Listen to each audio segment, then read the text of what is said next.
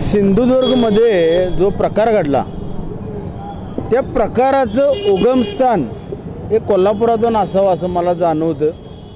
अगदी खात्रीशीर आणि छत्रपती शिवाजी महाराज यांची शक्तिपूर्वक मी सांगतो, माझ्या बोलण्यावर जनतेनं विश्वास ठेवावा।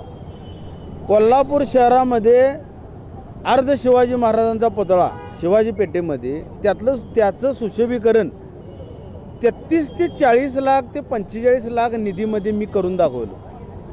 आपण जर कोल्हापूर वासियांनी जर एक फेरी मारून पाहिली आणि आता माझ्या मागे जो पुतळा दिसतो हा कोल्हापूर शहरातला ऐतिहासिक छत्रपती शिवाजी महाराजांचा पुतळा आहे। याच्या भोवतीनं जर तुम्ही शूटिंग केलं किंवा कोल्हापूर वासियांनी शहानिशा करून बघितली तर त्यामध्ये तुम्हाला तफावत दिसेल।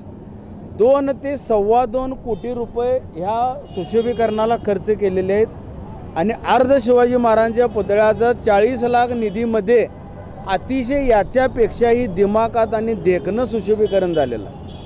सांगण्याचं तात्पर्य इतकंच, जे कोण सत्ताधारी आहेत त्यांनी छत्रपती शिवाजी महाराजांच्या पुतळ्याच्या निधीमध्ये देखील स्वतःच्या घरचा आणि स्वतःचा विकास करणं सोडलेलं नाही, हे यातून दिसून येतं आणि सत्यच आहे। मी अगदी जाणीवपूर्वक आणि जबाबदारीने बोलत आहे। अगदी तशाच पद्धतीनं मालवणमध्ये घडलेला हा प्रकार असावाच, जेणेकरून निधी भरघोस दाखवायचा आणि काम करायचं 20 लाखात आणि 25 लाख निधीमध्ये, त्याचा हा परिणाम आहे। छत्रपती शिवाजी महाराज हे स्वर्ग लोकातून वरून खाली पाहत आहेत आणि यांना नरकात घातल्याशिवाय, ह्या सरकारला नरकात घातल्याशिवाय छत्रपती शिवाजी महाराज देखील शांत बसतील असं मला वाटत नाही। आणि महाराष्ट्र राज्यातील तमाम शिवप्रेमी यांना यांची या निवडणुकीमध्ये जागा दाखवतील अशीच मी आशा व्यक्त करतो।